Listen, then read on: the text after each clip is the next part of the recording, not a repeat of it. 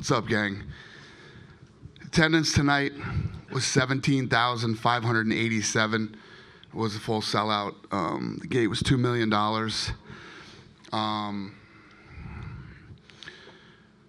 What we did tonight's a tough night.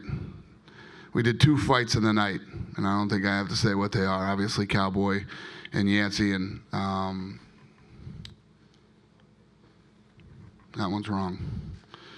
Whoever wrote this down was wrong. The other one is obviously Gaethje and Alvarez.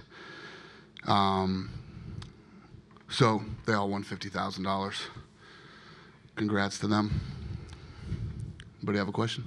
Dana, Max Holloway once again, 3rd round TKO is almost identical to the first fight. I mean, what can you say about this guy? 12 wins in a row, and now he's the only guy to ever beat Aldo twice. I mean, it's pretty incredible. Incredible.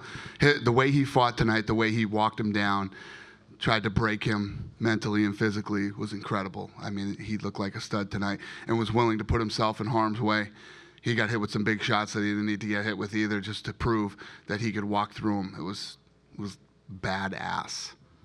It would seem that Frankie would be the logical fight for Holloway next, considering he was injured and things like that. But I'm curious your thoughts on eventually, down the road, the possibility of Max getting that rematch with Conor, considering 12 wins in a row, what he's done since then. He's the champion, Conor's the champion. I mean, is that something you would entertain down the road? Again, like I said last week to everybody who was in my office, I don't, who knows if Conor's even going to fight again. So I'm rolling like he's not. So, yeah, if Conor comes back and defends the title, and anything is possible. And obviously, Francis Ngannou, incredible win tonight. Obviously, he's getting the title shot. I think we all know that. But just to confirm, he is getting the title shot? He is. He looked incredible tonight. Wow. Yeah. That's as impressive a heavyweight knockout as you will ever see. And my question is, I know there was some contract negotiations going on with Stipe. Where are you at right now with him? And how soon would you want to put that fight together? Because Stipe's been out since May, and obviously Francis had a first-round knockout. I mean, how soon would you like to do that? And Ngannou's been out for a while, too. So, yeah, as soon as possible. How are the contracts? Good. We're in a good place, yeah. UFC is obviously a global company, but you've never really had sort of an African star. I mean, can Francis be sort of a key to you guys, if not throwing shows, at least sort of expanding your operations? Yeah, I mean, the guy, first of all, when you look at him, he looks like the heavyweight champion of the world. I mean, he looks like the heavyweight champion of something. The guy's a monster. And then, he continues to get better. He's my roommate right now over at the PI. He lives in our office building. So it couldn't have happened at a better time for us to open this thing. I think the Performance Institute has been incredible for him. And, yeah, wow. I mean, I always believed in this guy since I met him. I thought that he was going to be the man, but, boy, he looked like the man tonight. He's obviously someone those of us who have been covering him are pretty excited about. I mean, his story is incredible. Are you guys getting sort of interest from the wider sports world right now? Yeah, he's I think he's been out for a while, no fault of his own. We had a fight set up, then it fell, we've had some trouble getting him a fight.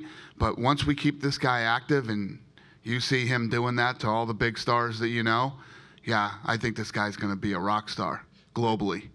Stipe hasn't traditionally gotten the biggest numbers as far as we know. I mean, is it possible to do that fight, International Fight Week? What's the question again? Stipe and Francis. I mean, is that possible that it's a big enough fight that you could headline International Fight Week or something? I want it before International Fight Week. International Fight Week's in July. Yeah, I want to see that before July. Hey, Dana, right here. Eddie Alvarez got a great win tonight over Justin Gaethje, handing him his first loss. Did he do enough to sort of get back in that title picture, or would you like to see him fight another contender? He won this fight tonight. I think he's going to be out for a minute. You know what I mean? What you saw tonight is incredible. The shots that Gaethje took to the body and head, the leg kicks, and it looked like, I don't even know yet. I don't know what's going on, but it looked to me like his jaw was broken, the way that his face was swelling up. Eddie Alvarez's absolute dogfight war between two absolute studs. So impressive. I don't expect either one of them to be back anytime soon. Henry Cejudo got a big win tonight over Sergio Pettis. Some fans weren't happy with the way the fight sort of unfolded. What were your thoughts on the fight? Did you think Henry did a great job in that? Listen, with tonight's fights, you don't want to be those two guys. You know what I mean? Yeah. They're going in there. They're fighting hard. They're trying to win. You know, and then you got guys knocking guys' heads right off their shoulders. You know, toe-to-toe, knockdown, drag-them-out wars. And, you know, it was a tough fight to be in the middle of an amazing card. What's next for Jose Aldo at this point? Would you like to see him fight at lightweight? Because I think, obviously, you know, he's not going to get a title shot anytime soon at featherweight. Jose Aldo is one of the longtime reigning world champions in the sport. He is an absolute legend. The guy has nothing left to prove. I think it's one of those things he has to go down and sit down, talk to his family, and decide what he wants to do next. He's got plenty of money. You know, I don't know. Last question for you. I know you've announced sort of the first quarter schedule for next year. No Canadian dates, so we're going to get any of those soon. Yes, we will have some Canadian dates. Any thoughts coming back to Montreal? It's been a while, and George is back. It seems like good timing. Yep, I like it. Is there any medical update on Cowboy and Yancey? Yeah, they've been transported. That's all I know. They've been transported to the hospital. Cowboy's been transported. Yancey, obviously, Gaethje and Alvarez. You know, the four guys involved in the fight of the night. And then Jose Aldo was just transported. And then you said you wanted Francis and Stipe as soon as possible. Is it possible to stick that on the Boston card, considering Francis had such a quick fight? Like heavyweight, light heavyweight on the same card? I'd love it. And then one final one. Tisha Torres, she won. She could have the rubber match against Rose. I guess it depends on if you want to give her JJ. Is there any plans for her moving forward after this win? I don't know. I don't make fights the night of the fight. Dana, right here. Looking at Francis, does he remind you of a Tyson? Just the fact that you have that one-punch knockout power and just that personality he has seems really gratifying and pleasing to the fans and to us. He's a big, scary monster, man. Yeah, he's a scary dude. And I don't know if you guys saw the social media piece that we put out on him, but we have that thing at the Performance Institute that gauges strength and how hard you hit, and he broke the record. He broke the world record that the company has had. I don't know who hitting that thing, but whoever was the world record, he beat it. So that's scary. That's some Ivan Drago shit. And off topic for this card, we saw CM Punk in the corner of Paul Felder when we saw him walking past us after the fight. Did you have that conversation with him yet? Or? No, he just came out to support his team, and, you know, I think he wants to fight again. He told me that, but we haven't talked about anything. Dana, the last time, or the previous 3 times you gave out 2 fight of the night bonuses, you also gave out performance bonuses as well. Are you planning on taking care of Francis as well for that knockout? Oh, trust me. Francis lives at the Performance Institute. I don't need him knocking on my fucking door looking for his bonus. We'll get him situated.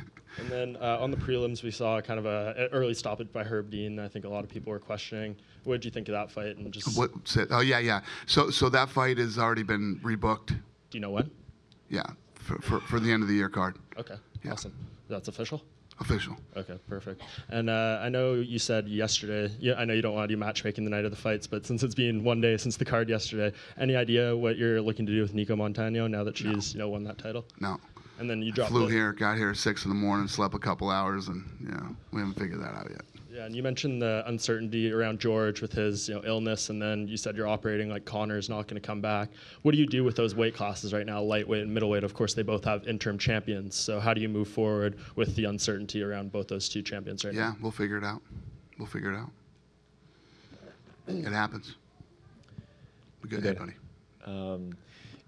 Sometimes we get excited the night of a fight because we just saw something crazy, and Ngannou was pretty crazy tonight. But I'm looking at that fight between he and Stipe as, and no disrespect to any of the heavyweight fights, championship fights that we've seen over the last few years, but that one just kind of feels like maybe it's a little bit different, just because you maybe have 2 guys who are a little younger. Just the way that they've been finishing fights. I mean, I think they both finished 4. They were on a streak of 4 first-round finishes. Does it feel like that is an opportunity to really showcase the heavyweight division, and maybe Absolutely. It hasn't? I couldn't agree with you more. You're 100% dead on. And, Francis and if you look at the matchup, too, when you break that fight down, Stipe, like, oh God, Stipe's a smaller heavyweight, but Stipe is fast. He's agile. He's a great athlete. Francis Ngannou is bigger. He's not as fast as Stipe, but he hits really hard. So it's actually stylistically a very, very good matchup and a fun fight. Obviously what he just did to Alistar tonight. Stipe did the same thing to him in the first round. Stipe finished him in the first round viciously.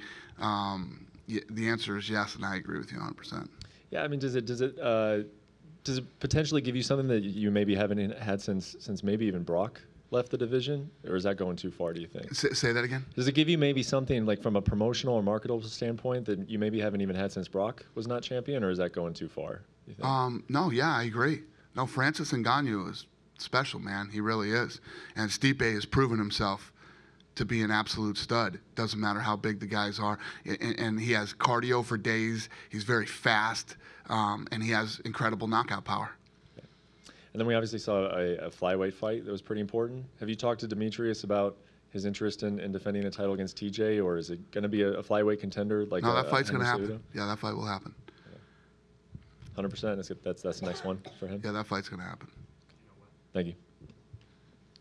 We didn't announce it yet. We good? I'm going home. Thank you, guys. Good night.